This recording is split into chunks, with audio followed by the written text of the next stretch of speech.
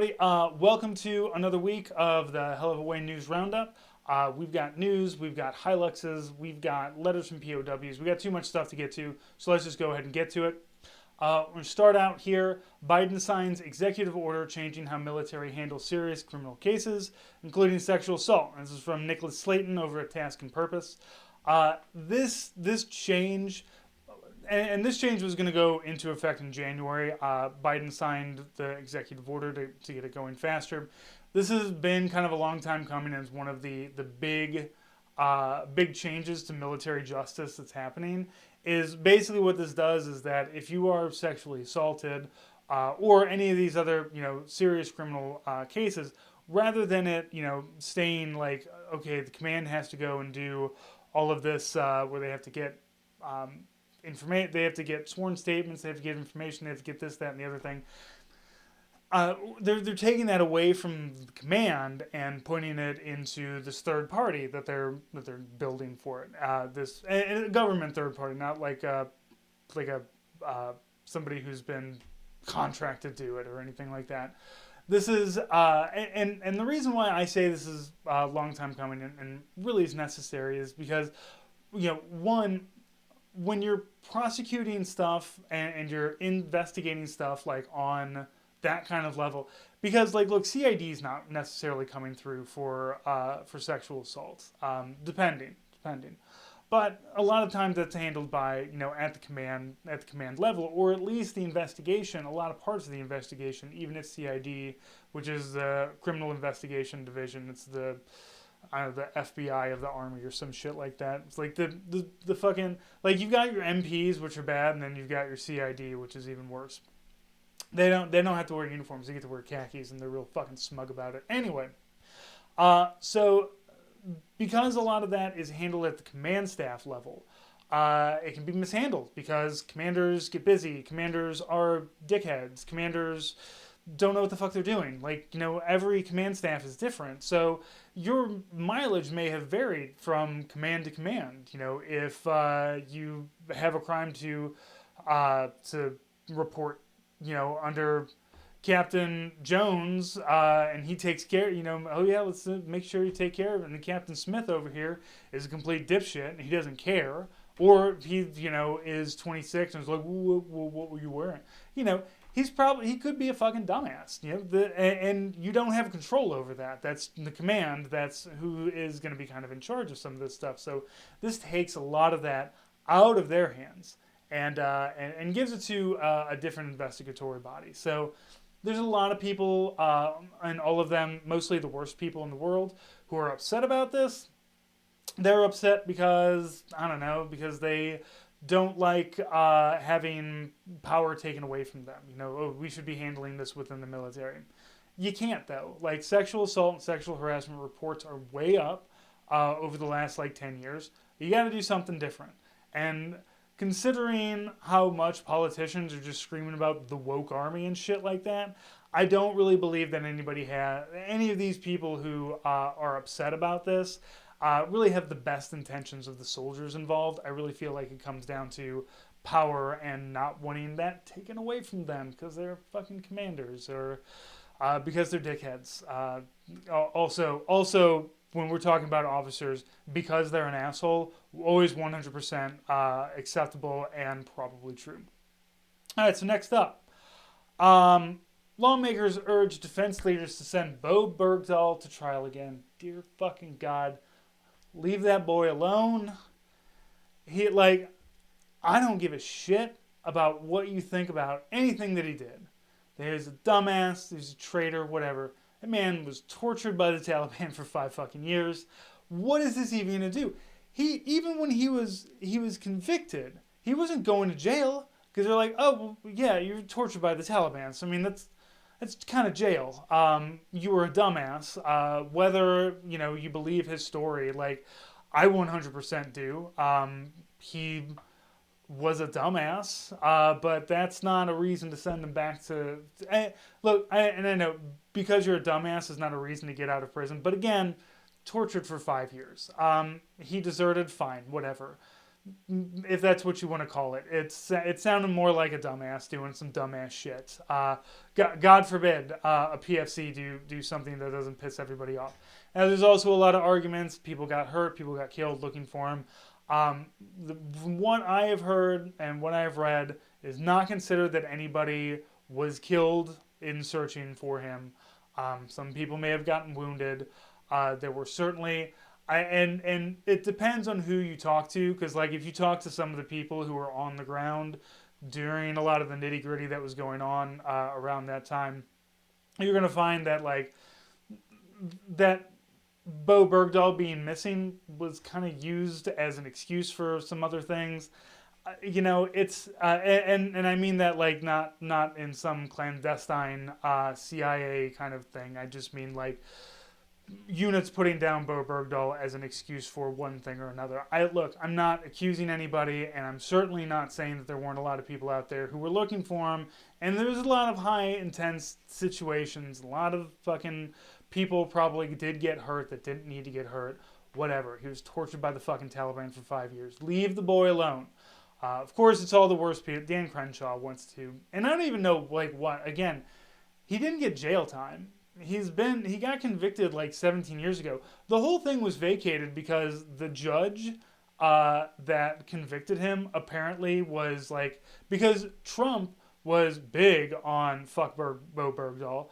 So there was the judge who like tried him was using it as like, oh hey look, I got Bo Bergdahl put in jail. Can I be? And he was applying for jobs like in Trump administration stuff. Basically, he was trying to kiss up to Trump. So it's like, well, fucking, this is all out the door again. So they want to try him again.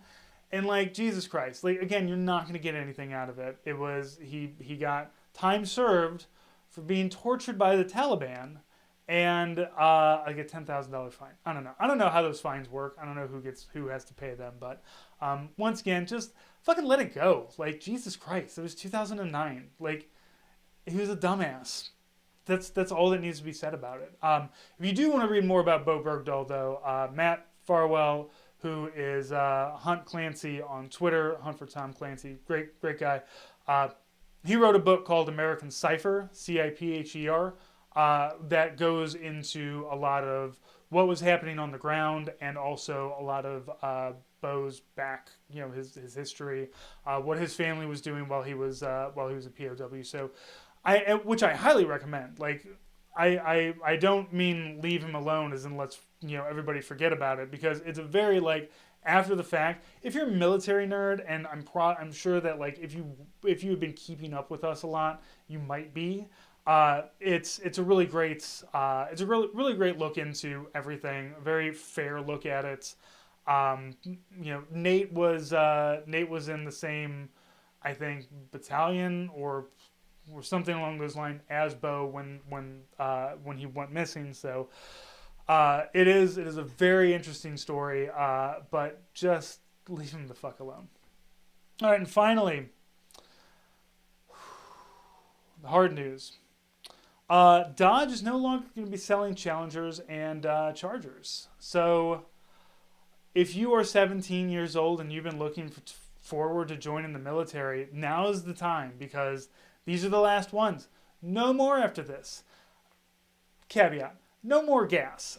So Dodge, the reason why Dodge is doing this, and even though like I think the Charger overtook the Mustang as like the most popular sports car, but again, like this generation, really like this upcoming generation of car buyers, people like they really want electric cars. I really feel like we are gonna over the next 20 years gonna see a real evolution of electric cars that,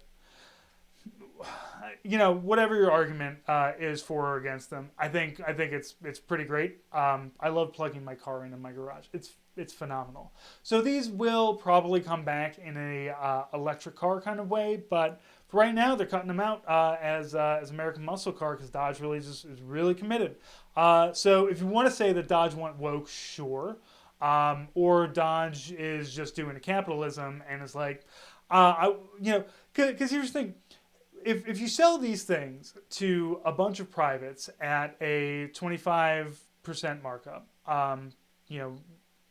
yearly interest and all that stuff. But the incoming, Gen Z soldiers, they're a lot more environmentally conscious. They're wanting things to be a little bit more maybe egalitarian and a little bit nicer for the environment. Now they can get an electric version. And like maybe they could get Teslas and stuff. Now the next thing is going to be, is a motor pool going to have Tesla plugins or anything?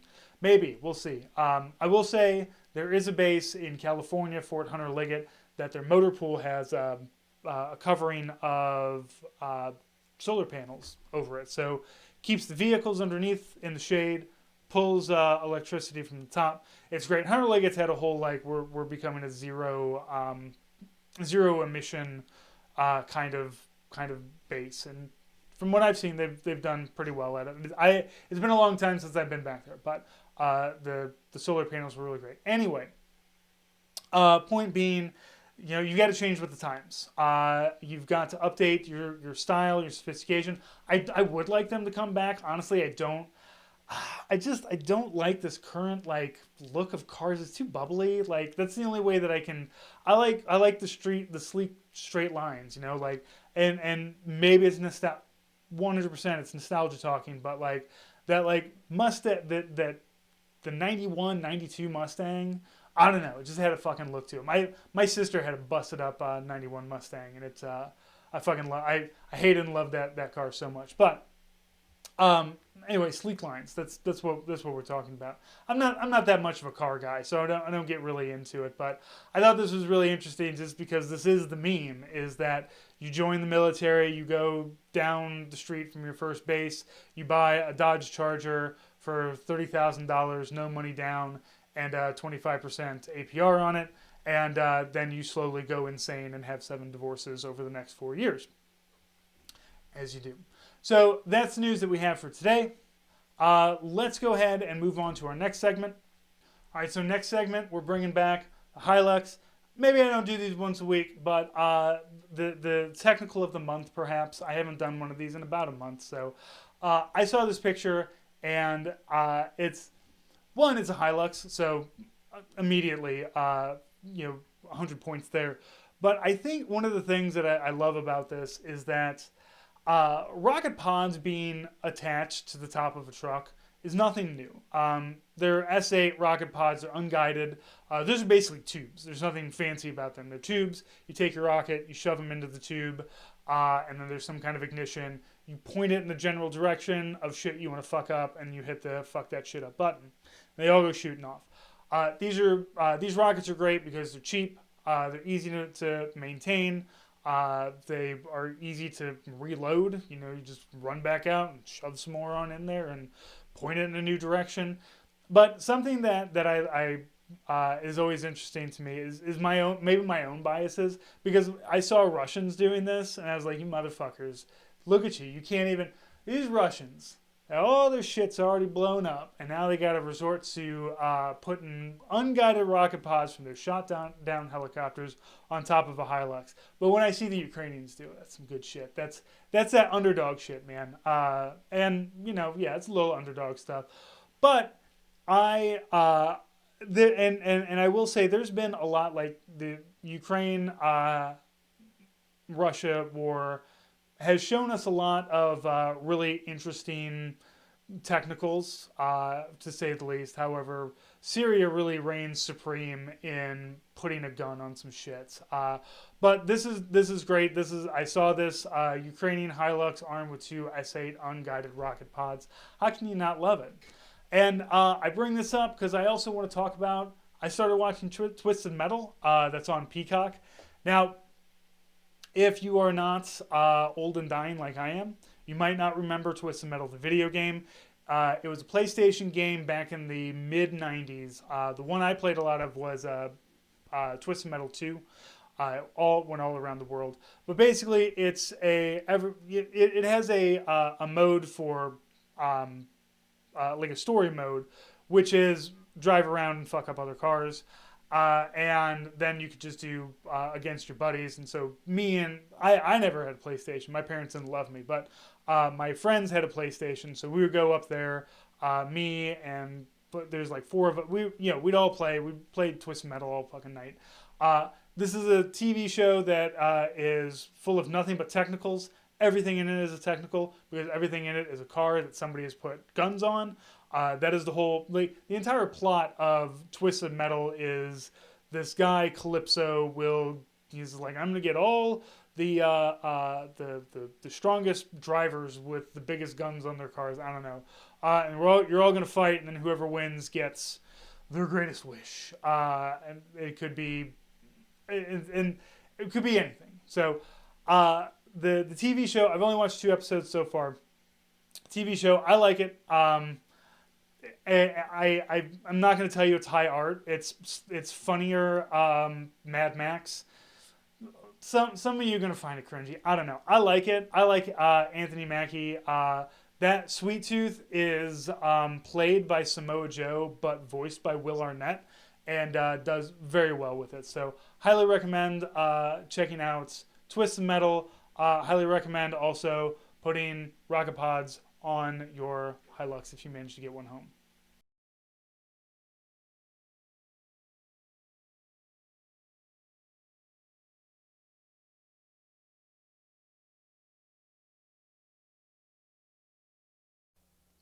Today I have 2 pieces, both from the same publication called The First Casualty, named so because the saying goes, the first casualty in war is the truth. So as these are anti-war Vietnam zines, of course they're going to be a little on the nose with some of their names. So just kind of like, left flank stuff, because the left flank is something you do in the army, and also because they're left. You get it.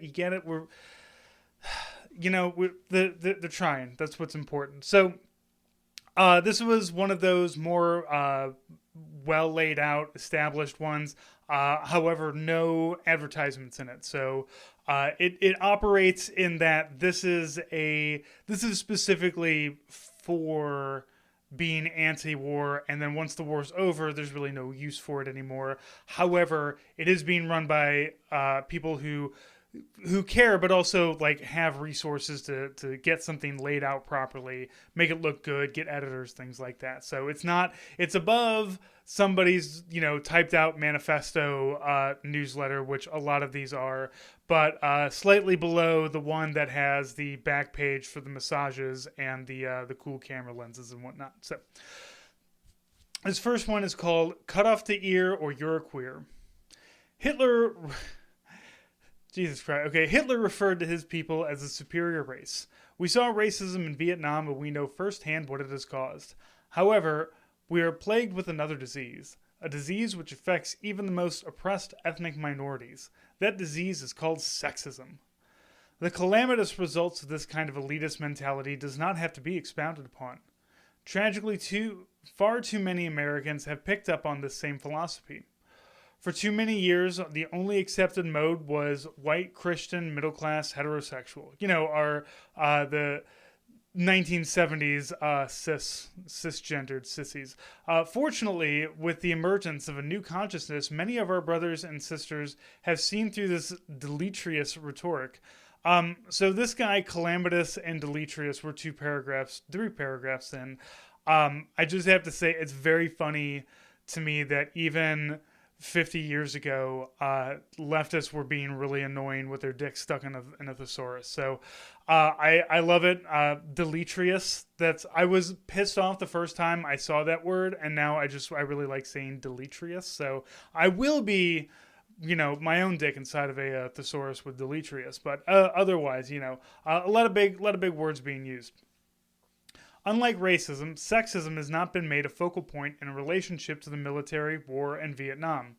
Women's liberation and gay liberation are no jokes. If you think they are, then you are still part of the problem and not yet part of the solution. As a homosexual Vietnam veteran, I know what sexism and anti-gay attitudes have done to us as a people. Contrary to popular belief, gays do enter the military. They enter for various reasons, and they are rightfully afraid of the serious consequences facing them. Homosexuals are still not protected under the Constitution. Again, 1970s. Like this is very much living memory of when it was like you would just get kicked out of the army. There wasn't even a don't ask. It's just no, just get the fuck out. A gay man or woman may fear loss for his or her civilian job, embarrassment, and ridicule, so he or she will enter the military. Another reason, and perhaps the biggest, is a man will enter or allow himself to be drafted in order to prove his masculinity. Or maybe he or she may serve because it's their patriotic duty to serve. Most gays vehemently oppose the old questionnaire Form 89, which asks, quote, "Do you have homosexual tendencies?" End quotes. Since that question has a derogatory slanter toward homosexuals. The gay and women's lib movements are parallel with other liberation movements since we all demand basically the same thing, our freedom and human rights. Our military uses fear of homosexuality as one of its strongest tools, a fear that has napalmed the mind. Violence and war have been perpetrated not only in the name of America, democracy, and God, but also in the name of masculinity, masochism, male chauvinism, and John Wayne. While it is socially acceptable for a man to compete, fight, and sometimes even kill his brother, to love someone of the same sex is something perverted, criminal, and sick. As most people know, one who puts up a super macho front is more surely in doubt of his own masculinity. More often than not, the results of this disguise are continued repression that have disastrous results. My lay was not only racist, it was also sexist. Fight, kill, be a man. In actuality, there is no such thing as masculinity and femininity. They are merely roles that have been programmed out for all. Each year, about 2,000 brothers and sisters have been less than honorably discharged from the service solely because of their homosexuality. This is an atrocity in and of itself. As it is commonly known, a person who receives an undesirable, general, or dishonorable discharge is denied VA benefits. He or she may have difficulty in obtaining a job, acquiring housing, obtaining credit, etc. After the brothers and sisters are discharged, they may wish to plead a case in order to have their discharge changed to honorable. Presently, people have a few choices. They can either get a lawyer at their own expense, or do as they say on DD Form 293 and consult the American Legion, VFW, or the American Red Cross. If you are discharged for a homosexual offense or a pot charge, those organizations might assist you. So weed and gay sex were pretty much like the same level of crime in the 1970s military. So no smoking anything, I guess. More realistically, I would suggest that you contact the ACLU or the nearest gay liberation group of your area. I would also appreciate correspondence with anybody who has been less than honorably discharged. Hopefully, VVAW, which is the Vietnam Veterans Against the War, may be of some assistance. So, and write to Vince, care of this paper. So, I hope Vince is doing okay these days. You know, like it's gotta suck to be a Vietnam veteran. To be a Vietnam veteran who hates that war and then to also be gay.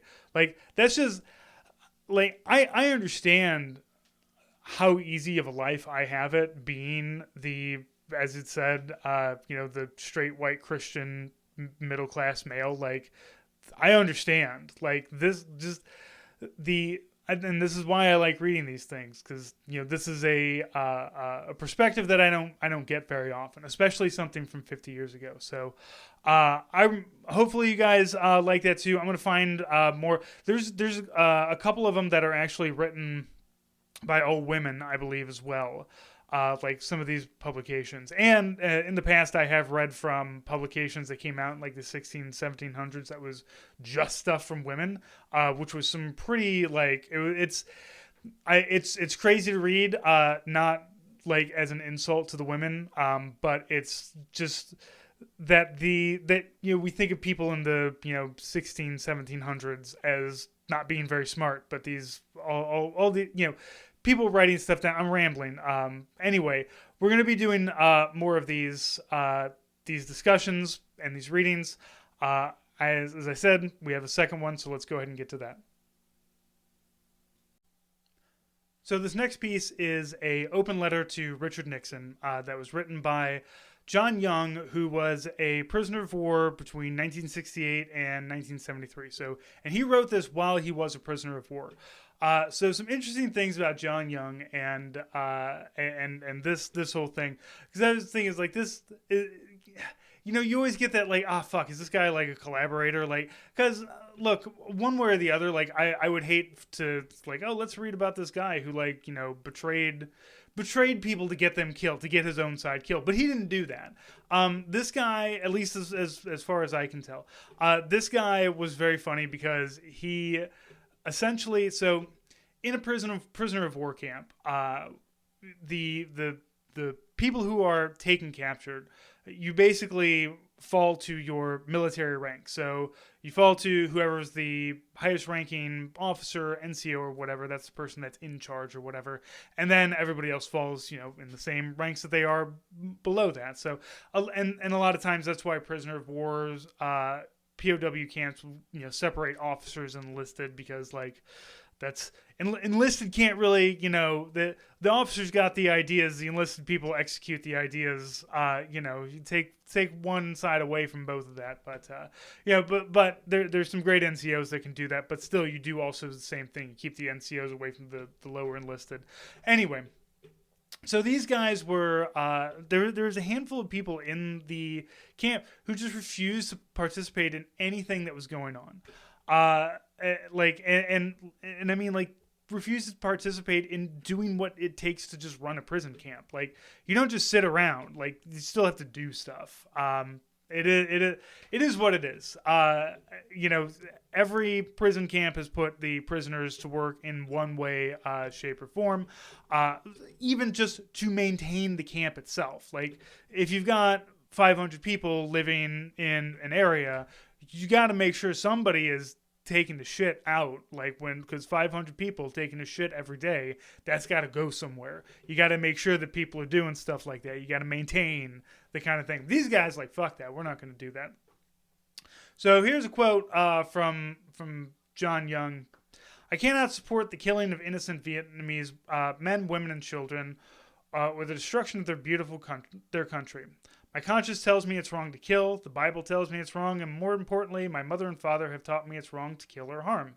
So Young and a few other people, they kind of formed this thing called like the Peace Committee.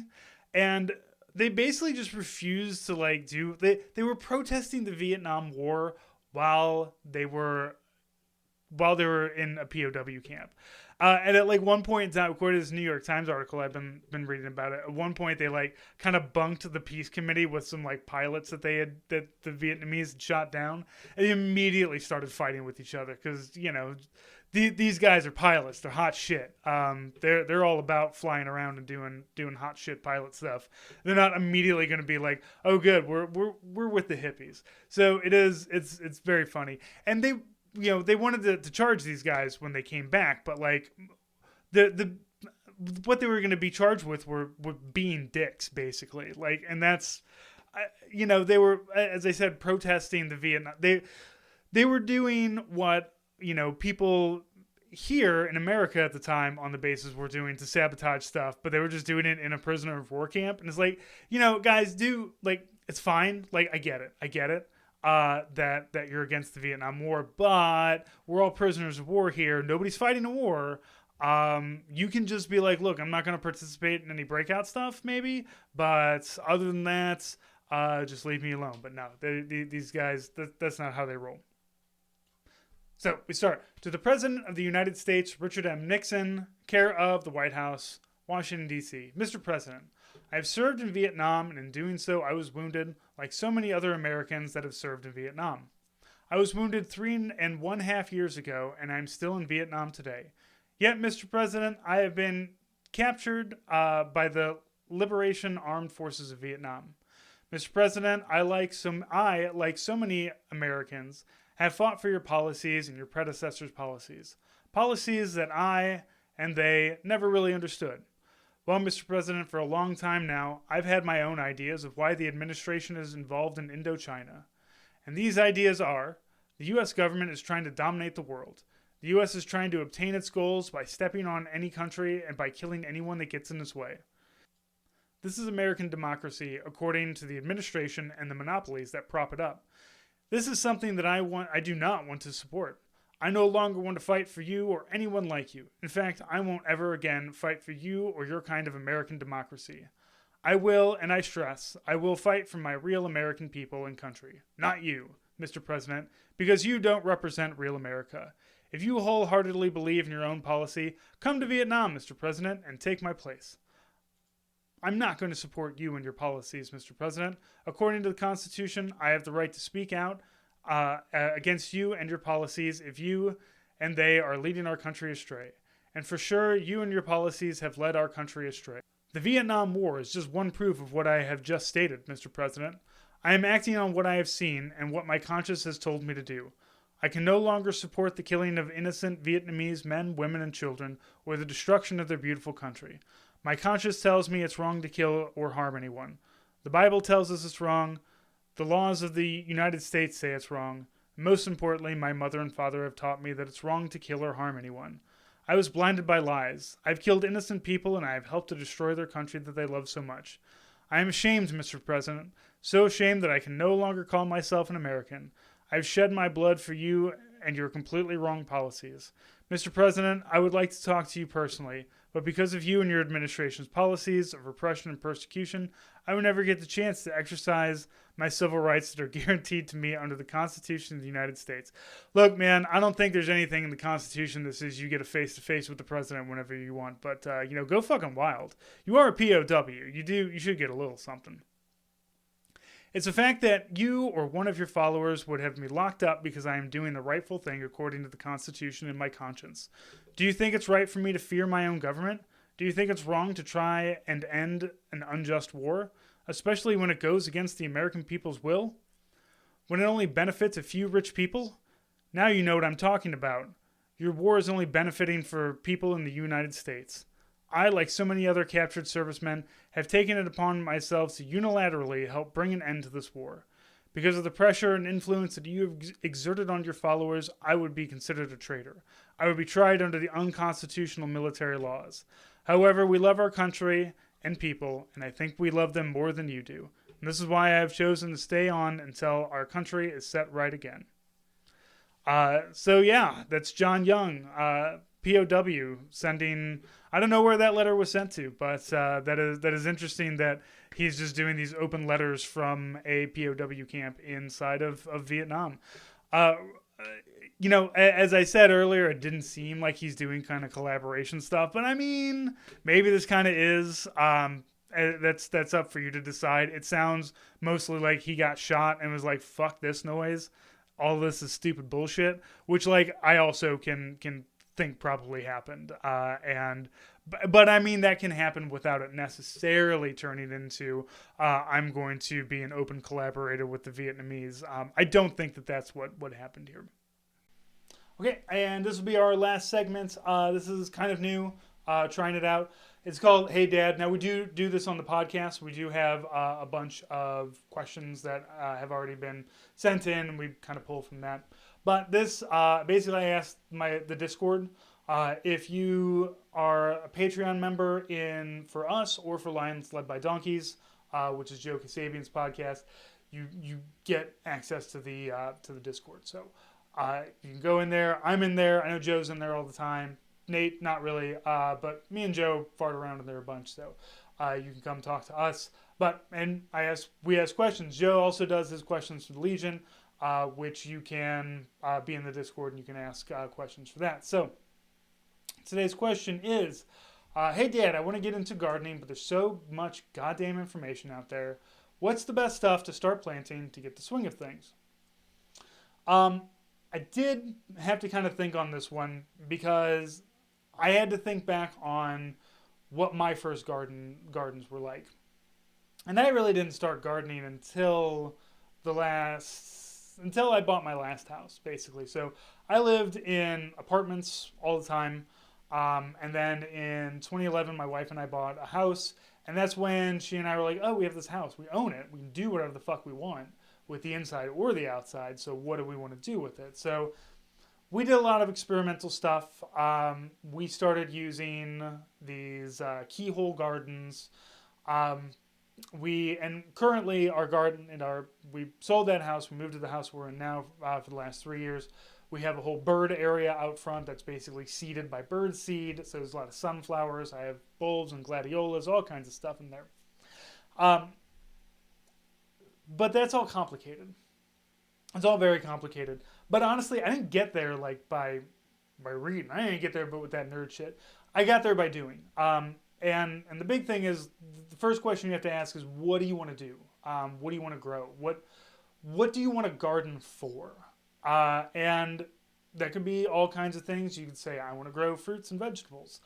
Personally, I like making pickles every year. So I always have a cucumber and I always have a jalapeno plant. I like jalapenos. I like jalapeno pickles. I make them every year. So that's what I always, those are two things I always do. Also, cucumbers, very easy to grow. You have cucumbers for days. If as long as you keep them watered and you give them a trellis to go up, you'll have cucumbers forever. But you got to figure out what you want to do with that garden, what the end goal is, because out front, we want it to be a bird area. So we've seen everything from crows to hummingbirds in there, just based on whatever we have, whatever we're throwing on out there. In the back, I have my vegetable gardens. But then on the side, I have like a little side area over here that I'm slowly digging out, and I'm trying to do natural pollinators, like native pollinators here. And that's an experiment. Like I've never done. You would think it'd be easy to grow weeds, but it is not, apparently. Like I don't know how everybody else is like, oh, there's fucking weeds everywhere. But I'm gonna get some milkweed. I'm gonna get some coneflower. Milkweed brings butterflies and stuff like that.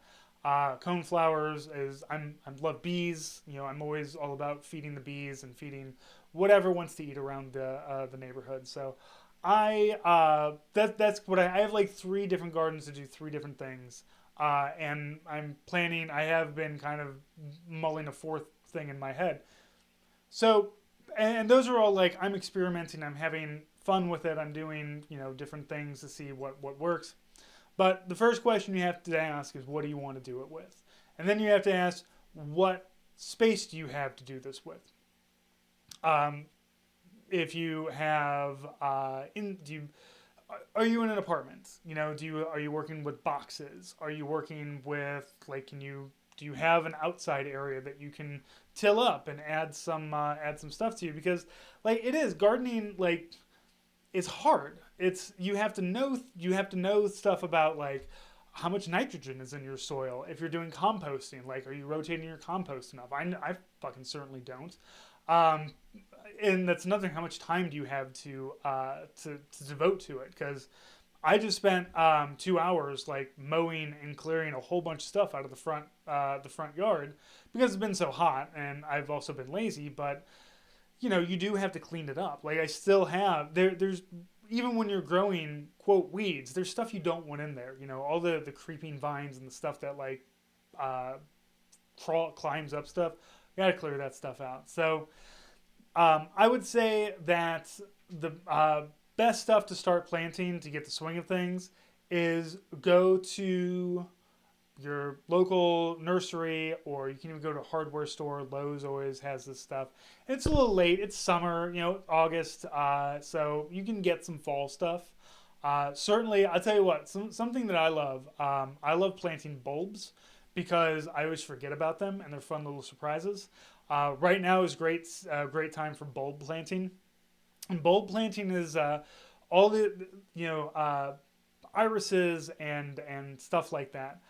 Bulbs are great because you just dig a hole, you put the thing in the hole, and you cover it up. And all that matters is, are you digging the hole and planting it during the right season? Some stuff has to be done in the spring, the summer, and the fall. So if it's fall, find some fall bulbs, find some colors that you really like, because they're all flowers.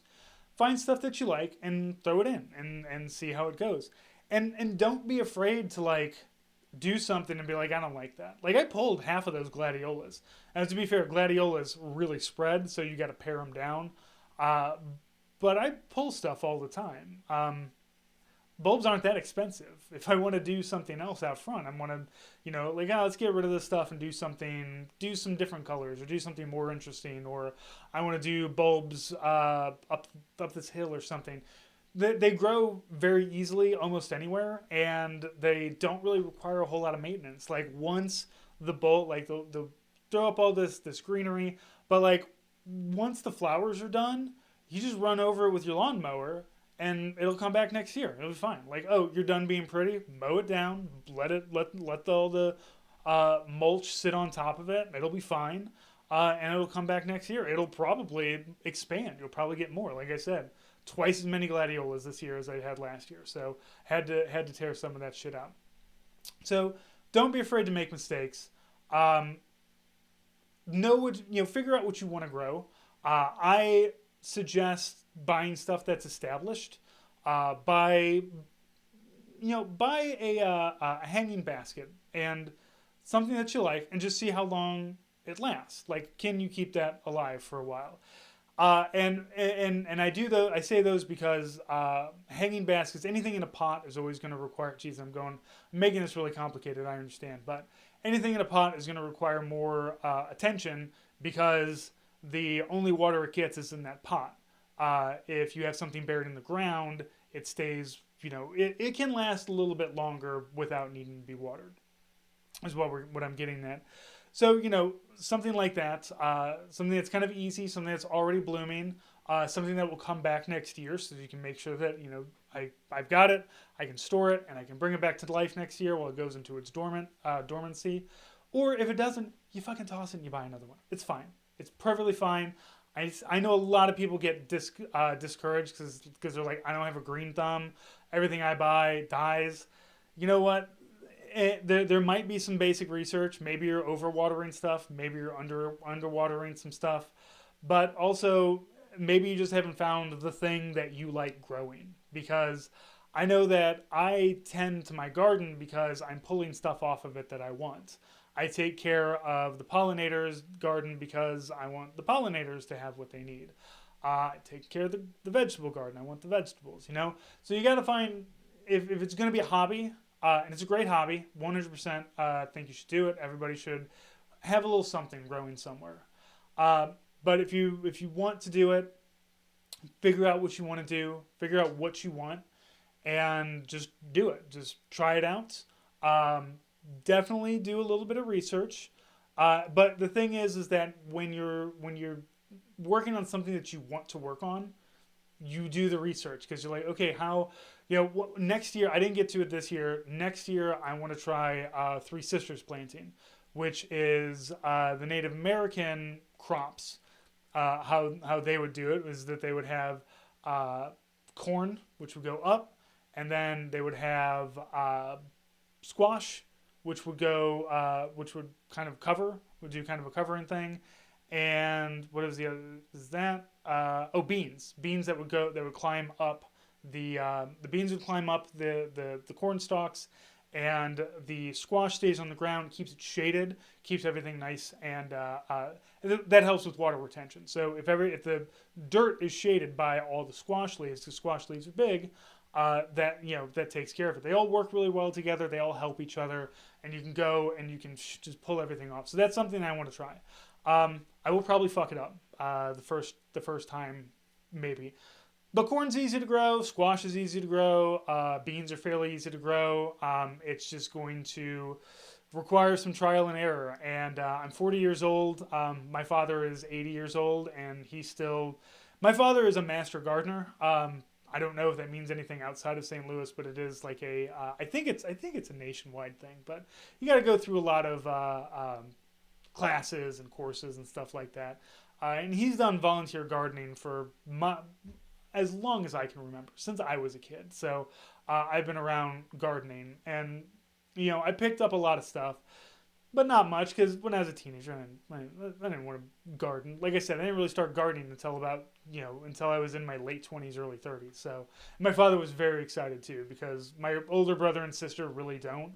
But me and Dad, we trade stuff. Like I'm always like invariably in October hitting him up for like whatever garlic seed that he has, because I do an entire bed of garlic every winter.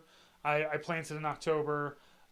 pull it in about May or so, May or June. My garage has a whole bunch of garlic braids in it right now, so I'll probably be fine this year. I don't have to steal any garlic from him, but he and I are always trading vegetables back and forth. So, like I said, start small, start with something fun. I promise I'm going to wrap it up, but small, fun, something that you like, something that makes you feel good, and you will grow from there, or you won't. Maybe all you ever have is a store-bought bonsai tree. Fuck it, that's fine. Have something, have a little something to care for. Whatever feels good to you, and whatever you feel like you can do, and just remember, they're just plants. If they die, it's okay. You just go buy more. Thank you for joining us this week. As always, if you like the podcast, if you didn't even know I had a podcast, I have a podcast. What a hell of a way to die. We talk about a lot of military stuff. We have a Patreon with bonus episodes. I have a store with all kinds of great pins, patches, and stickers, and etc. in there. So if any of that interests you, the links are attached in here, and they're attached down below. Thanks.